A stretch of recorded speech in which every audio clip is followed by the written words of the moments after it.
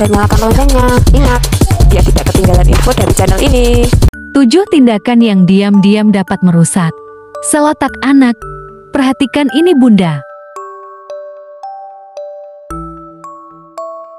Perkembangan otak anak perlu dimaksimalkan dengan stimulasi yang tepat. Maka dari itu, Bunda perlu tahu apa saja hal-hal yang dapat merusak sel otak anak dan menghindarinya sebisa mungkin. Otak anak mulai terbentuk sangat awal dalam masa kehamilan. Jadi, si kecil sudah mulai belajar bahkan sebelum mereka lahir.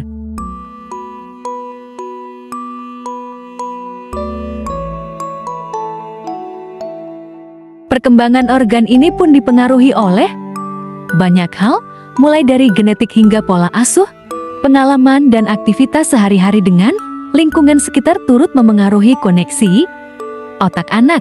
Berbagai aktivitas dan respons dikirim ke otak melalui semua indera anak, termasuk penglihatan, suara, rasa, penciuman, sentuhan, keseimbangan, dan gerakan.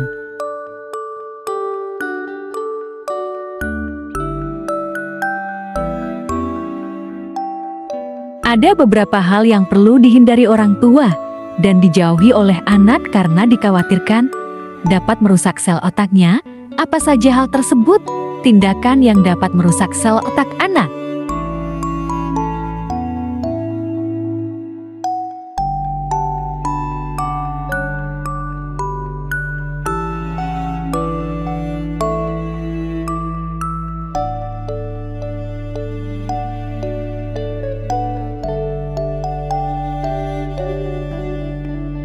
Pertama, stres.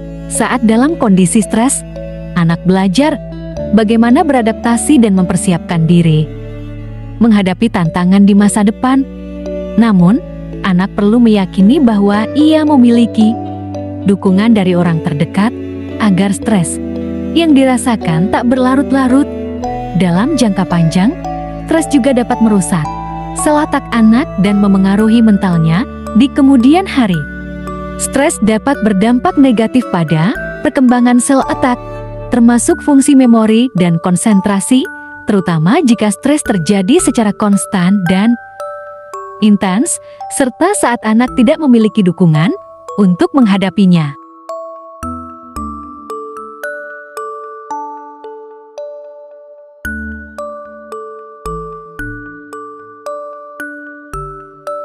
Jadi, sebisa mungkin biarkan anak tahu bahwa Bunda selalu mendukungnya.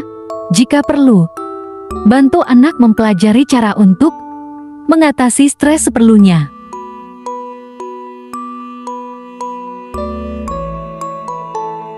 Dua, trauma emosional. Saat anak-anak tumbuh, otak mereka mengalami periode perkembangan yang cepat. Pengalaman negatif seperti trauma emosional dapat mengganggu periode perkembangan tersebut yang menyebabkan rusaknya sel otak di kemudian hari. Peneliti Martin Tyker dan rekan-rekannya dari McLean Hospital, Harvard Medical School, dan Northeastern University mempelajari hubungan antara trauma emosional dan struktur otak dengan menggunakan teknologi Magnetic Resonance Imaging (MRI). Dari hasil studi, ditemukan adanya perbedaan yang jelas di 9 wilayah otak antara mereka yang pernah mengalami trauma masa kanak-kanak dan mereka yang tidak. Perubahan yang paling jelas terjadi di daerah otak yang membantu menyeimbangkan emosi dan impuls. Disebutkan bahwa orang yang pernah mengalami trauma emosional atau penelantaran di masa kanak-kanak memiliki peningkatan risiko masalah kesehatan mental di kemudian hari. Ketiga, pemakaian gadget berlebihan. Gadget dan perangkat teknologi lain dapat meningkatkan pembelajaran anak. Tetapi jika digunakan secara berlebihan, juga berisiko merusak sel otak anak.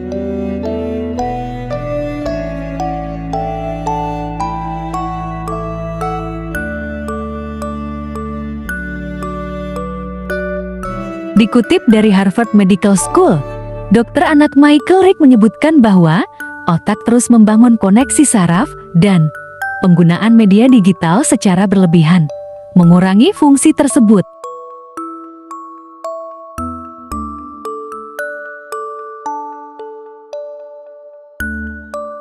Keempat, kurang tidur. Peneliti Harvard Medical School juga menyebutkan bahwa tidur malam yang cukup juga merupakan kunci untuk perkembangan otak optimal pada anak.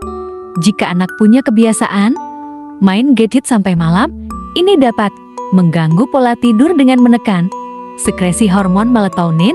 Menurut Clinic for Interactive Media and the Internet Disorders, kecanduan game, media sosial, dan aktivitas online lainnya secara berlebihan dapat memengaruhi kesehatan dan kehidupan sehari-hari anak.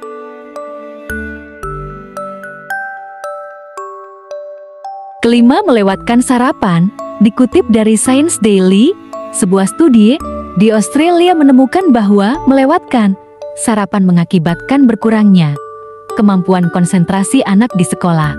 Orang tua harus mendorong anak-anak untuk sarapan. Siapkan bahan makanan pada malam sebelumnya agar sempat sarapan di pagi hari. Roti panggang, yogurt, dan buah juga merupakan pilihan yang cepat dan mudah, ujar peneliti Dr. Christine Bennett.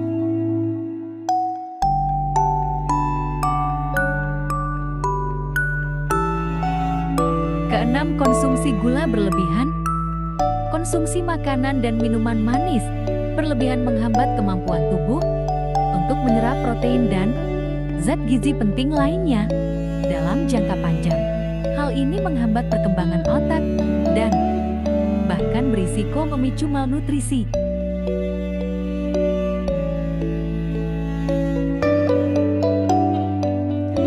Ketujuh, kurang minum air putih. Hampir 80% dari bagian otak merupakan air. Maka dari itu, biasakan si kecil cukup minum air putih setiap hari ya. Bunda, sel-sel otak membutuhkan asupan air putih yang cukup agar dapat berfungsi dengan optimal.